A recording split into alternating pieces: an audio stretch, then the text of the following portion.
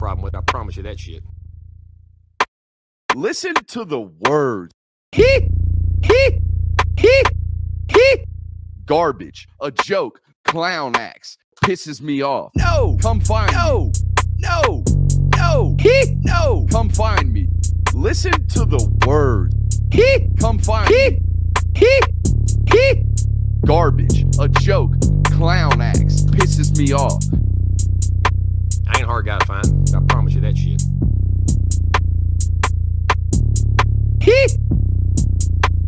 Listen to the words. Garbage, a joke, clown acts, pisses me off. Ladies and gentlemen, Monday Night Live here over on YouTube. It is 9 o'clock. It is NBR, Nothing But Rants, the show where I bring you topics that I'm rather passionate about and I pontificate upon them. These are not hot takes, but rather takes that I am hot about. We got the debut of Brooks's big board coming out. A lot of hard work going into these big boards that we're going to be rattling off this spring. And here's how it's going to work this spring and summer. Just going to let you know we're going to do offensive line and offensive tackles and interior offensive line today. These are basically my rankings, essentially, for the University of Georgia. We're going to bring you those today. We'll give you the rankings today, and tomorrow and Wednesday over on Patreon, we'll be giving the explanation, if you will. We'll have a class in session over there on Patreon for both the tackles and the interior offensive linemen. But we are, of course, going to talk about the news of the week, what will end up carrying through probably up until G-Day, which is the departure of Amarius Mims. Was almost thinking about going with a joke of leading with Clay Webb news today, but I couldn't even bring myself to do it, believe it or not. We're going to talk about what this whole situation means for Georgia, both in the immediate and in the future. We had a great article up on Dogs Daily about such a thing today. We're going to bring it to you today on NBR and bring it to you in a much more in-depth analysis in free form. We're also going to bring you a little bit of Nostrabizis. I like doing these things. I think there a lot of them are going to come true. Today's Nostrabizis example is going to be more about G-Day headlines. Going to try to predict what the storylines, if you will, are going to be come Saturday about 5 o'clock when everybody starts rattling off with their opinions after closing the ESPN2 broadcast over there of G-Day.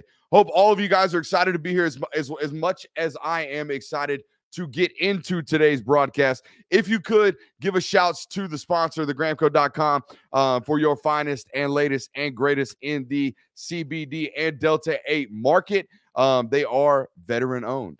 Take a shot for me there, Jeremiah Stoddard, and the rest of you folks. Also, while you're in a supporting mood, head over to patreon.com /Brooks Austin to sign up over there today for all the latest, practice intel and all that good stuff. Forgot to tell you, promo code Brooks25 over there at Gramco will get you 25% off as well. All right, let's get off to this immediate topic, which is Amarius Mims. Forgive me for 1 second. We're back to the trying to hydrate for the gym. Not that I'm out here really pushing the weight like apparently some folks do. We got some folks out here in this self-care app or self-care portion of our Discord that are just absolutely jacked. And I'm not going to give them public acknowledgement here because, that would be a little bit distasteful. But daggum, if they don't,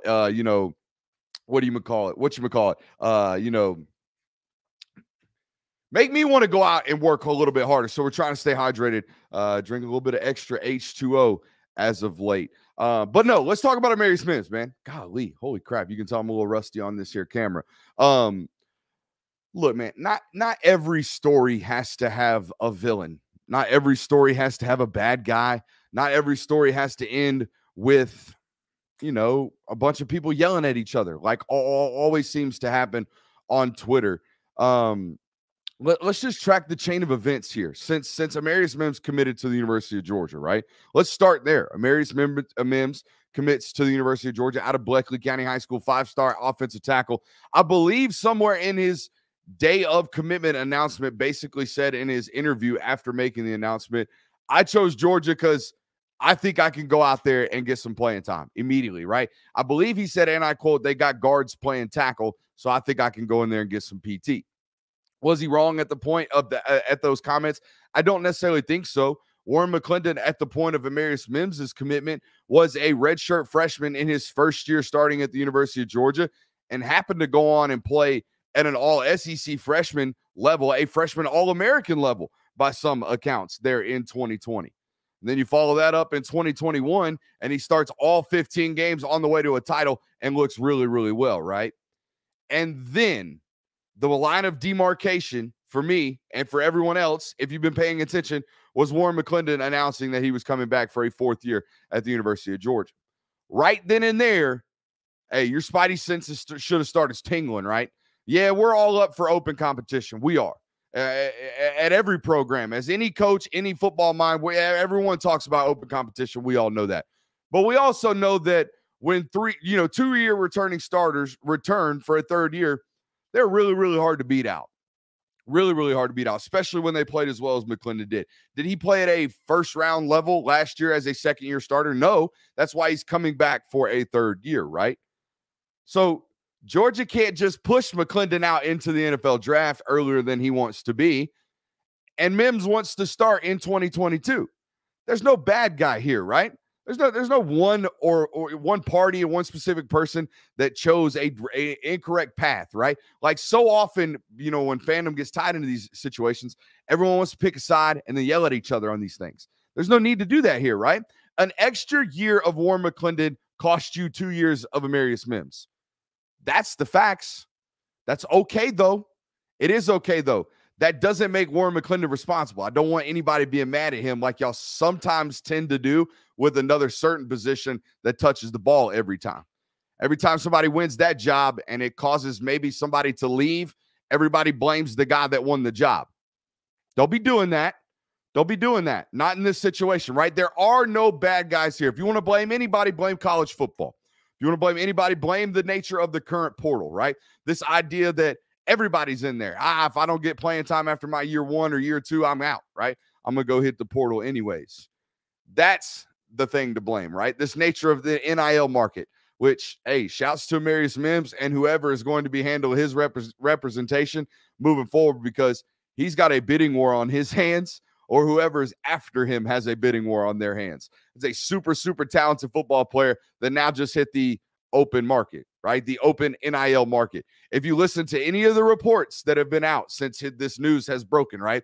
Especially from the Miamis, the Florida State beats type of people and reporters and gas bags such as myself, what they've been bloviating upon is how this will be an NIL battle, right? How this will be an NIL battle, and it will 100% be. And that's okay. Go on, get it. All right. So a couple things here. One, Warren McClendon is not wrong for returning to improve his draft stock, right? And two, Amarius Mims is not wrong for seeking an opportunity elsewhere. Guys, I don't know when it was. I can't remember the timetable for this, but if you remember when we first started watching and televising these commitments, right, of the Reuben Fosters, of all these elite football players, I believe it's around like 2011, 2012, the likes of ESPN and CBS and these real big TV networks started finding investments, or placing investments rather, in the broadcasting of the decisions of these young football players. Well, when that first was happening, what would you hear guys say, right? It would be for the next 4 to 5 years, right? Because 10 years ago, college football players looked at college as a 4-year experiment, right? A 4-year experience, rather. You go for 4. You've even got a 5th. You got this thing called a red shirt, right? And it wasn't necessarily the worst thing in the world to be red-shirted. In fact, if you were red-shirted, it was an opportunity to get bigger, more accustomed, more comfortable, right? Be able to develop a little bit before you get thrown to the wolves. You can go out there and step with your best foot forward instead of your unprepared foot forward, right? It was almost a good thing back in the day. Well, flash forward 10 years, and every single one of these commitment announcements, what do you hear? You no longer hear for the next 4 to 5 years.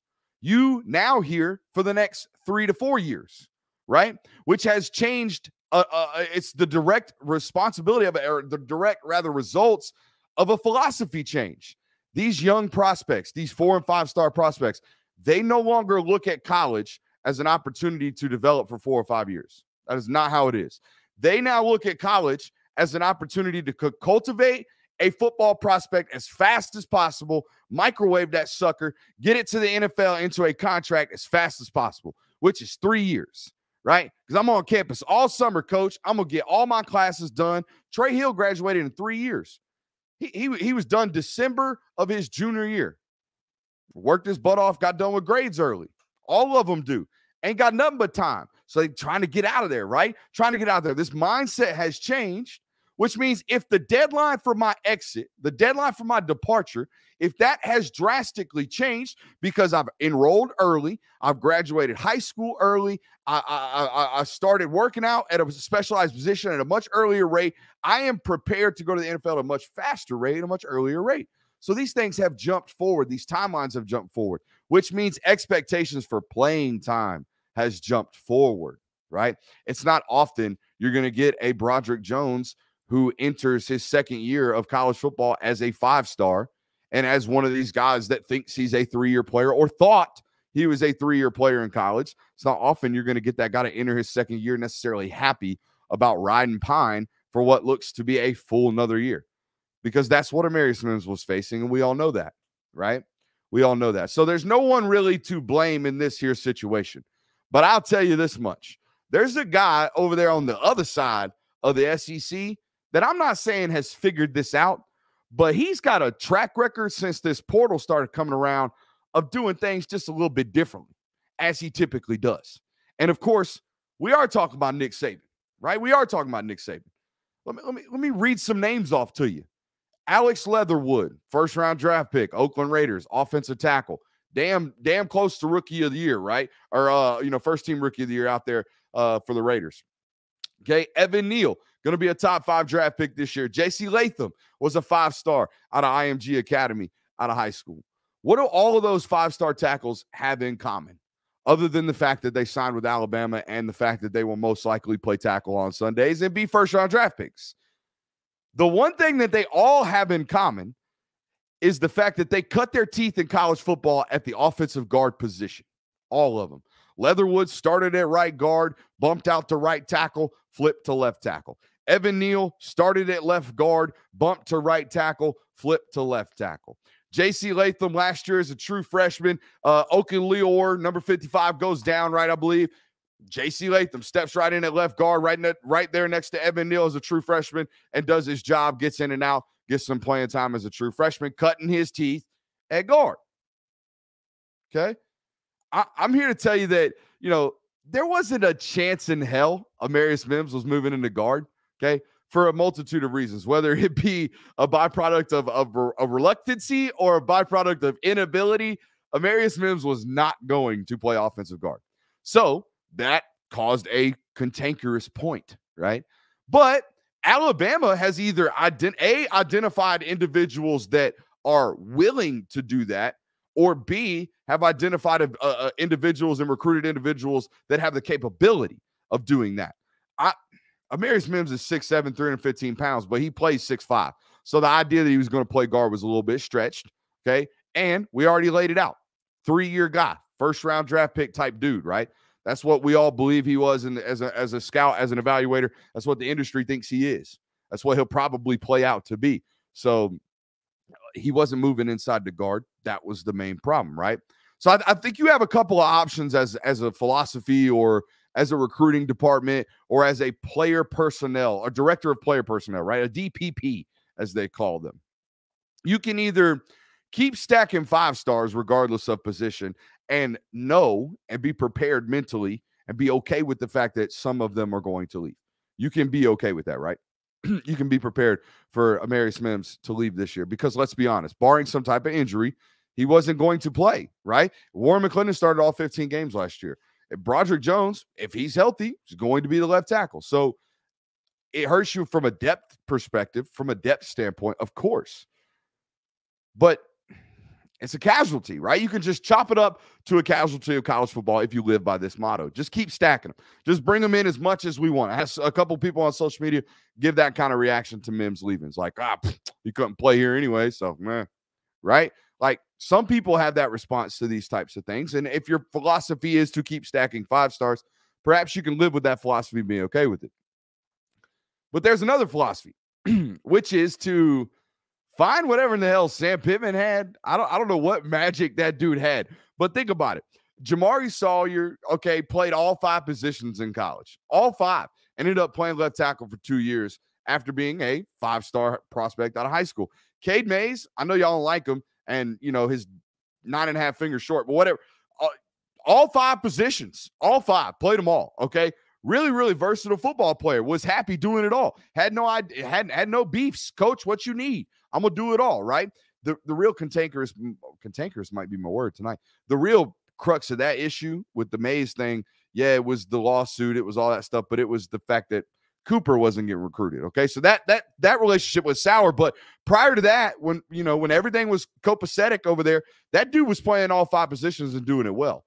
So there was some type of magic here. Xavier Truss came in, offensive tackle, got some reps, offensive tackle, able to play guard, willing to play guard, capable of playing guard, right? All these guys, Warren Erickson, center, guard, versatile, do what you want, do what you need, coach kind of guy. Trey Hill, guard, center, guard, doing it all kind of people, right? Countless examples over years of development, of years of recruiting, of Sam Pittman being able to kind of recruit these guys that can either be A, happy with moving, or B, happy with moving while waiting for their time at their open position, right? Or their preferred position. Okay, just like Bama's doing right now.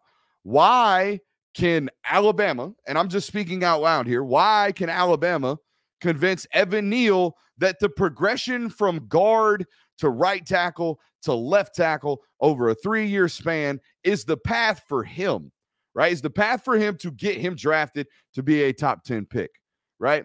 For me, I think it's a whole hell of a lot easier to convince a young individual, a young football player, hey, maybe we ought to move positions, as opposed to convincing any young individual, a young talented individual, hey, let's just wait, right? When I come to you and I say, hey, that job opportunity that you have available, it's not available right now. So we're just going to have to keep you kind of on Scally. We'll just kind of keep you paying and have you go through the grunt work and do all that kind of stuff. And when it's available, we'll put you up for promotion. Or rather, hey, there's this other job that's like 80% is fancy and there's 80% of the pay and it's 80% of the attributes and all this good stuff. And it's right here and you kind of know how to do it anyways. We'll just retrain you how to do it. And in the meanwhile, we'll teach you how to do this and it'll be great for your value down the road because who knows, maybe you have a knee injury or an ankle injury and you're not as athletic as you once were, right? So maybe you have to play this new position. You have to do this new role, right? It'll be great for your development as a football player. That convincing seems a whole hell of a lot easier for me. And guess what? If the kid if the prospect you're trying to do this with, if he ain't going for it, then he ain't going. And he can go, right? Like if that's the case, then all parties walk away happy and all parties say, okay, we got what we expected. But what you can't go through the process of doing nowadays is promising kids playing time at a certain position. Okay, and I don't know if that was the case here, but, he's chasing playing time, and that's okay. Right? A professional decision is fine from a young football player. I'm fine. But in my opinion, what Sam Pittman was the best at, and what Sam Pittman is the best at, is making sure that the players around him and the guys that are playing for him love him and are happy doing what it is that they're doing. Okay, so either find that magic or find those types of football players or be willing to live with the consequences, which are 5 stars, highest rated tackle in the history of Georgia sports per 24/7 composite in the portal after 13 months. Okay. That's the reality of the situation. And that's okay. Okay. That's okay. It's going to sting. But the good news is you teased him and pleased him long enough to keep him out of the SEC. I think there, he's past the deadline. There's some funky rules. There's some funky rules in the NCAA bylaws here with the transfer stuff. I don't think he got the transfer portal entry prior to the deadline date to transfer in conference. However, don't put it past these waivers nowadays, these waiver requests, okay? If he don't want to go quietly, if he wants to go to Florida, if he wants to go to Bama, he can file waivers, okay? Because I don't know if you guys know, but his offensive line coach there, he committed to, kind of retired in the middle of the season or in the middle of the offseason. So he's got something. I ain't trying to rat out to his lawyers. He's got something for a waiver purpose. So if anyone's out here saying it's done deal, Miami, Florida State, I get that. They're tops of the ranks, but there is a pathway, not a likely one, but a pathway, albeit a pathway nonetheless, for him to potentially get an interconference transfer waiver approved, I would imagine. Because, again, that's kind of a big deal. The guy you committed to play college football for retiring out of nowhere. All right. A segment that I think you guys like and I think you guys love. I don't know. Y'all give me the feedback. Y'all seem to tell me the things that you don't like and seem to hop on the board with the things that you do like. And even when you're, juxtaposed to the other members of the audience, such example being the, famous intro that we got going on out here. Some of you like it. Some of you hate it. Some of you can't stand it. Some of you are indifferent upon it. Some of you have realized it's ancillary and you can just fast forward through it if you don't like it. Those are my favorite people. They're like, wow, technology will allow me to not watch the things I don't want to watch. That's epic. Nostrabizis is one of my favorite segments nowadays. This is the type of segment where I come to you and I kind of tell you what I think's about to happen, right? There's this guy back in history named Nostradamus. He used to predict things that were going to happen off in the distance. Now, he didn't hit at a hit rate quite like Nostrabizis, but, he was the first to do it, right? And if you're the first to it, you're probably the best to do it. I mean, most likely. But let's do it. Let's do a little Nostrabizis. This is a little game I like to play or like to call Saturday's headline, right? Saturday is G-Day. We all know this. Kickoff, 1 o'clock. I don't even know if it's going to be a kickoff. Somebody going to send the ball up in the air. They going to blow a whistle, mark the ball, pads going to pop, okay? It's going down Saturday, and about the conclusion, around the conclusion of that, around 4:30, 5 o'clock, however long it takes, Jimbo at the corner store is going to have all kinds of opinions and takes, right? And Jimbo, he's a nice guy, but he might go a little bit overboard when it comes to the reactions of his dogs, his beloved Georgia Bulldogs, when it comes to the G-Day performances, right? So call these overreactionary headlines, call them what you will. I think you'll notice a theme pretty quickly. Headline number 1, okay? And I quote, the mediocre mailman, Bennett leaves door open for Beck and Brock. Now, let me lay the scene, okay? Stetson Bennett goes out there, measly first couple drives, okay? Just measly, all right? Maybe might turn the ball over. Maybe, might have a ball batted down. Punt team comes on. Carson Beck, bow, bow, bow, bow, bow. First score touchdown, right? Backup's looking good. Stetson Bennett finishes with like a 12 for 21, $185, 2 tutties and a pick. Carson Beck, though, I don't know. 18 for 24, look kind of hot, Coach. What you think? I think we got a battle all summer, Billy. That's what I think we got going on. That's overreaction number 1, mediocre mailman. Bennett leaves door open for Beck and Brock, okay? All it takes is a couple, delightful throws from former 4 and 5 stars to make some fan out there, despite the national title, say, you know what? I am kind of tired of this former walk-on guy. That number 12, he throws it real hard. Right? It's going to happen. Trust me. Somebody in your Georgia fandom lore, some friend, family member that wears the Power G, during the week and on the weekends will be coming to you with the take of, he just didn't blow me away like some of those other guys did. Did you watch the ball come out of 12's hand? It was absolutely incredible. Next headline. Here we go. And I quote, the portal plunge. Dogs desperate for additions. Okay, there's going to come a point in time during the broadcast on Saturday, where somebody says something about Jermaine Burton leaving, JT Daniels leaving, Owen Condon leaving. They might put the graphic up. Amarius Mims leaving, 10 guys in the portal since a national title, DJ. Can you believe that, Mr. Shockley? What do you think they're going to do? And DJ's going to look at the guy. He's going to say, you know what? I think they're going to go get some portal additions of themselves. They need it. There's some spots, and I'll be damned there if there ain't. There's some edge rushers that they need. They need to go find a guy, okay? They need some depth at tackle right now, and I don't know if they can get that through the portal additions. Kirby Smart told you thinnest he's ever been at the defensive back position. So there are some areas, and there are some holes on this roster. You don't have a single career start at the inside linebacker position. Not one. Not a single one, okay? So there are some spots on this roster that you're going to need some portal additions too. And I think those areas of not necessarily weaknesses, but question marks, those areas will be pointed out, will be highlighted on Saturday. Okay. There will be a couple runs busted right up the middle. And you'll be like, what in the hell happened? And then you'll come to the film guy, okay? You'll come to patreon.com/Brooks Austin, and I'll lay it out. And I'll say, here it is right here, okay? Nose tackle, got slid 2 gaps, okay? Backside linebacker overextended, jump to the front side B gap, boom, there was the backside cut and backside B gap, banging our head on the goalpost, Kendall Milton, 60-yard touchdown run, okay? Those things are going to happen. They've been happening all spring. It's going to come to light on G-Day. I promise you that right now, and it'll only be answered by portal, okay? Everybody's going to talk about portal, even though space might be a legitimate issue. Next headline. I don't know if it's a hot segment. We might kill this one and roll off of it, but I got another one. Championship cost. How a natty run and an NFL draft sabotaged the spring. Guys, this is a really, really banged up football team, and they do a fantastic job at the University of Georgia keeping this and burying the lead, okay? They don't like to let this out. Ron Corson does a great job keeping everybody healthy and getting everybody back on the field ready to rock and playing at an ultimate level. But this is a banged up football team, and you're going to find out Saturday. You are. And people are going to look around and go like, damn, they only got like 11 offensive linemen, maybe 12. Okay, and a couple of them ain't never even heard of. And what's going on over there at the defensive line? Who's playing defensive end? Okay, and you're gonna be like, what? How many corners they got? It's a banged up football team. They got a bunch of dudes that are hurting. They got a bunch of dudes that had some cleaned up stuff in the all season. You know why? Because you played 15 games last year, okay? And folks out here wanting to talk about some college football playoff expansion, okay?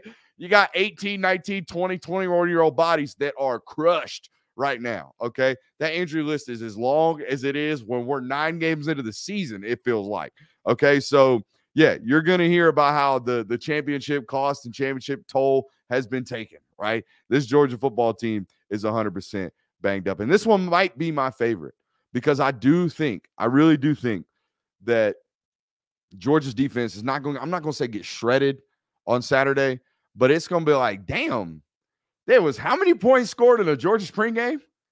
They threw how many touchdowns? Say what now? There's going to be some points put up, and here's the headline. You ready? 2 cooks in the kitchen leaves Georgia defense burnt. Okay? Too many cooks in the kitchen, coach. Yeah, you know, who's your defensive coordinator?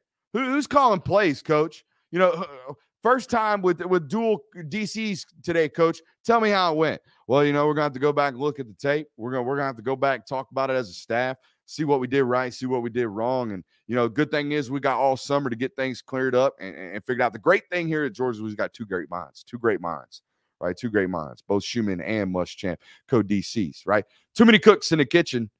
Better watch out. I'm just kidding. I think it's going to be great. I just think it's going to look bad, and there's going to be some overreactions. Okay. I think eventually this defense will be able to patch themselves together because there are great minds around that building. Okay. But just prepare yourself. It ain't going to look like it has over the last couple of years. Okay. It really is not going to look like it has over the last couple of years. If you've watched Georgia, which all you guys have over the last 3 years, particularly, okay, it was what? 2-yard run, 2-yard run, 3rd and medium, pass, knockdown, or they move the sticks, right? And then it's like 4-yard run. Oh, crap, they busted one, 6-yard run. And then it's like sack, get off the field, right? That was kind of the progression for this defense over the last couple of years against any offense. Literally name any offense, okay? This year, it's going to be like, at least to start, it's going to be like 7-yard gain, 9-yard gain. Oh, shit, that one went for 25. What's happening here? Leaky. Jalen Carter makes a play. Jamon Dumas Johnson makes a play, right? Oh, thank God we turned them over because we was about to give up a touchdown. I think that's how it's going to look on Saturday, and there's going to be some overreactions. People are going to be like, oh, my God, this ain't like we used to. We were used to. Duh.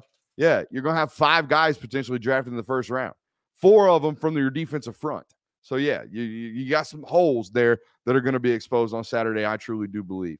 Yeah, so there you go. Little Saturday's headlines brought to you by Nostrabizis and the folks at Gramco, who are owned by a bunch of dog lovers, man. Believe it or not, they are a Florida-based company, but, you know, one of their main owners actually holds a Georgia degree.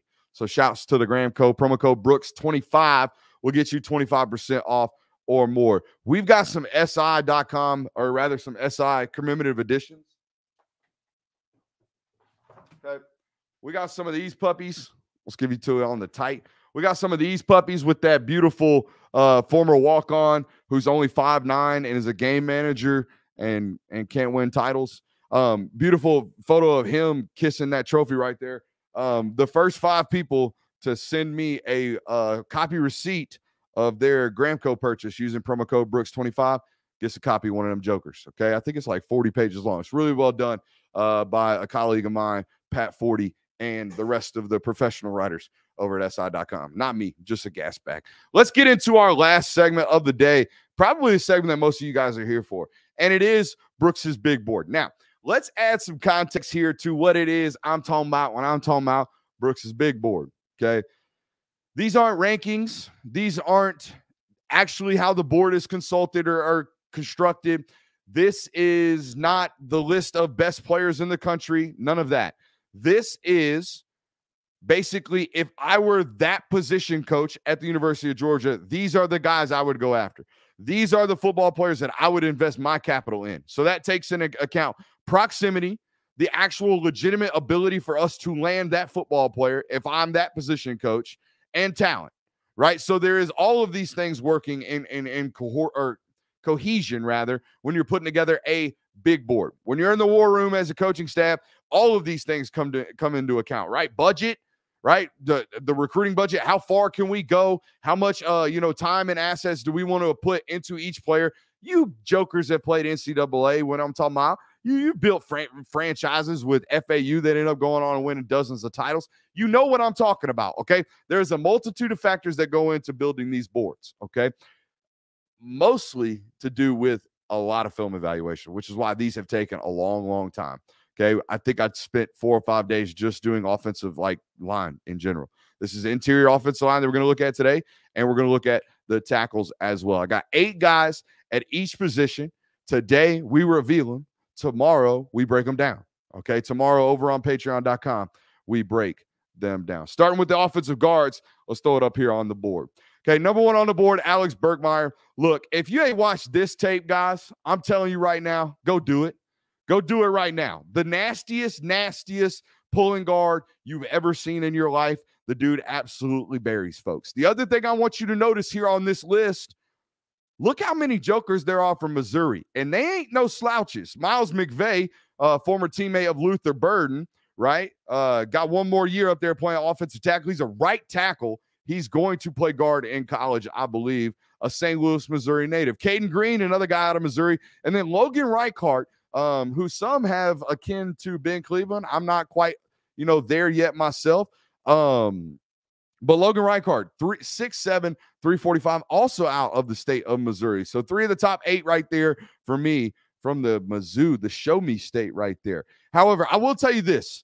I know we got some great film that we're going to watch tomorrow. I loved Francis from IMG Academy. Loved that tape. Caden Green's got some nasty clips on there. Madden Sanker, the in-state football player from South Paulton's, got some great stuff on tape as well. And Zachariah Owens, single A product out of Elka. I'm not necessarily fond of offensive linemen or, football players rather out of Elka because I went to Landmark Christian. If you know single A private school football in the state of Georgia, you'll get that joke. If you don't, I'm sorry. It's a very, very pointed joke. And there you see down there at number 8 is Raquise McKeldry out of Alabama, the lone Georgia commit on the list. Just kind of some brief overview for me. I don't think they take too many interior offensive linemen. Let's lay it out for you, okay? It don't take a lot. They've been real guard heavy over the last couple of years. I mean, big time guard heavy. Okay, think about it. 2020. They signed, actually it was 2021. Nope, 2020. They signed Tate Ratliff, Chad Lindbergh, Devin Willock, all high school tackles. They all immediately day one kicked the guard, right? 2021, he signed Michael Morris. He played tackle in high school, looked like a dancing bear out there, immediately kicked the guard. Okay, Dylan Fairchild played tackle in high school, immediately kicked the guard. Jared Wilson played tackle in high school, immediately kicked to guard. They've been real heavy guard-wise. Alu Ba, going to play guard in college. Griffin Scroggs in 2022, going to play guard in college. They going to play Jacob Hood at tackle in college, but if you told me in 2.5 years he was the next Xavier Truss, I wouldn't be shocked. In fact, that's exactly what my comp is for him, and that's what the profile tells me. Anyways, but let's go back to look at this list. They've been so damn guard heavy. Their roster's so clogged from like in the middle of the football team. It's so daggum clogged. I don't know how many of these guys got green lights, and they've already got one of them. And I don't think they take more than two from this list. It's a great list. This offensive line class compared to last year is night and day. So much better. These guys can really, really play football. 2022's class, I had concerns, to be 100% honest with you, and those concerns were on the record. I think there's some really, really good football players on that list, okay? Ryquise does come in at 8 to me. And if you want to know why I think there are some limitations to the ceiling of the prospect and why I still think he's a green light prospect for me, you can find out on Patreon, okay? But look at that list. Look at the size, man. We got, I think there's 5 guys on that list. Actually, I think there's 6. No, there's 5 players on that list. Look at it. 5 players on that list that are 6'6" and above. Okay, as rising seniors. 5 players on that list that are 6'6" and above. There are 6 players on that list that are 320 pounds and above. Madden Sanker, if he's watching right now, I bet is hovering around 307. That sucker will be playing at 325, I guarantee you, by the fall. Okay, so all them dudes, they big nowadays, folks. Okay, they real big nowadays, and they ain't just wide. All right, they're real tall, they're real long, they're real lanky. Now, this is the key to the class, if you're going to ask me. This offensive tackles list that I'm about to put up, this is 100% the got-to-have class, okay? If you look at the roster right now, if you look at the depth chart, it ain't just injuries that got Georgia hurting like a you-know-what right now, okay? It ain't just the injuries. It also has a lot to do with the fact that Amarius Mims just hit the portal. Owen Condon has hit the portal. All these tackles that you recruited out of high school that bumped to guard. There ain't a lot of tackles left, guys. They basically got 4 of them left on scholarship right now playing, and one of them is a converted guard from high school, okay? And Austin Blasky was playing center. I think he played tackle out there in South Georgia, but I actually know when he was at, first couple of years at Georgia, he's playing interior, right? He's playing center and could also moonlight as a tackle. Okay, you've been real guard heavy on your recruiting cycle. You've got some of the best tackles, but you've really only recruited 3 of them. Think about it. The last 3 classes, Broderick Jones, Amarius Mims, Ernest Green. That's it. That's it. You've recruited 3 tackles over the last 3 years, and one of them just left. So, yeah, you're really depleted at that position. So this 2023 class, it could not be more adamant that you need to hit home runs with all these guys. With that being said, let's show you the list. Another 8 guys. Caden Proctor. I actually spoke to Caden about this. Some of the best and cleanest tape I've seen ever for an offensive tackle prospect.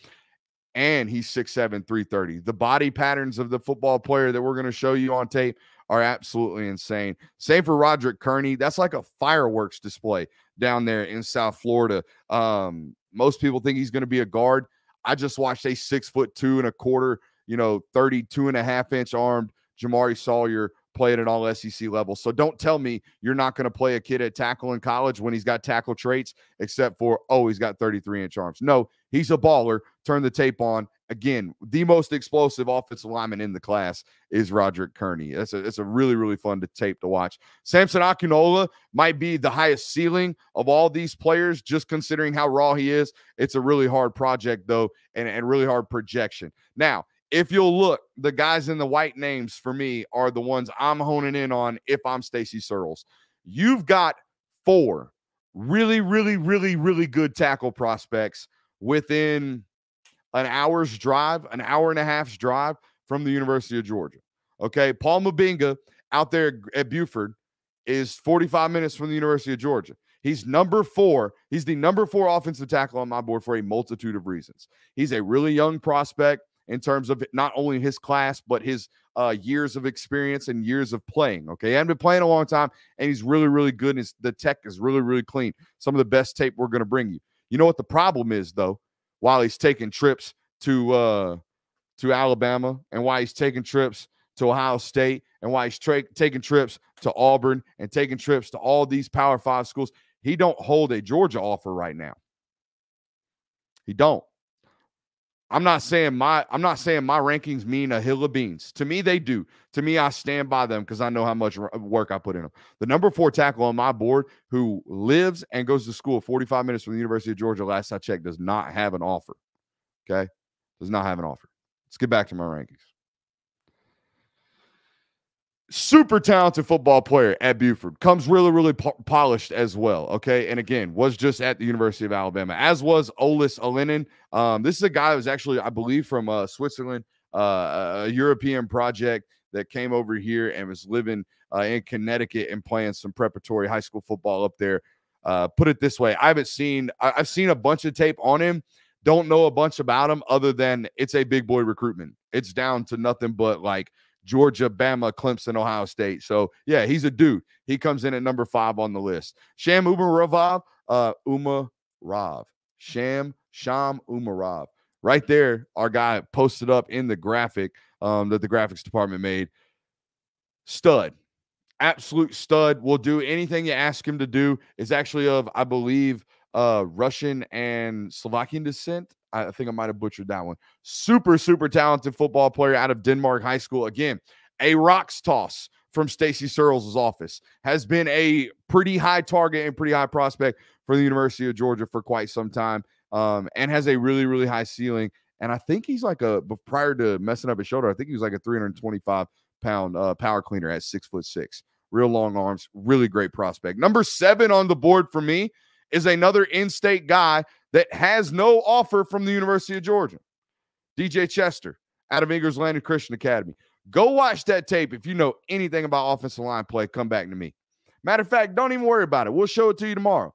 Come watch this tape at patreon.com and ask me, what do you got to do? What do you got to do to get a Georgia offer? Buddy, 6'5", 300, some of the cleanest tape you'll see. Yeah, I know. Private school ball. But the guy that's playing right tackle, the guy that was on our board earlier, on our offensive guard board, okay, from Eagles Landing Christian Academy, he plays right tackle. DJ plays left. The right tackle's got an offer. The left one don't. I don't know why. And there you see Bo Hewley, number 8, coming in, rounding out the lone commitment on the board again. Okay, but here's what I'll tell you. I think Caden Proctor is a great football player. I also think he's going to Iowa. I think Roderick Kearney is an incredible football player. I think he stays in South Florida. I think Samson Akinola is an incredible football player. Wouldn't be surprised if he joins his brother at Pitt. Okay, I think Olis Alinen is an incredible football player. Okay, I don't know if he ends up at Georgia. He might.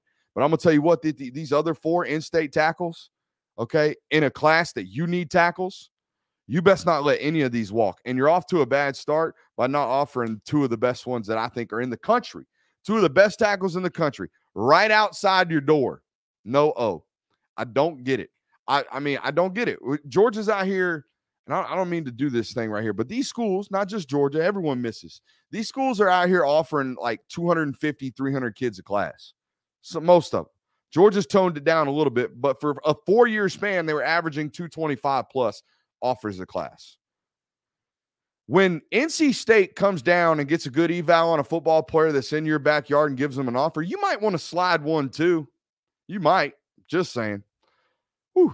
All right. That's Brooks's big board. And if you want to know why I'm so heated, if you want to know why I'm so gassed up about my opinion about some of these football players that don't even hold offers right now from the University of Georgia, come check us out. Patreon.com/Brooks Austin. We'll be live over there tomorrow, and I'll be able to explain this to you in full depth. And then you'll be like, I don't get it either, Brooks. Nah, I don't either.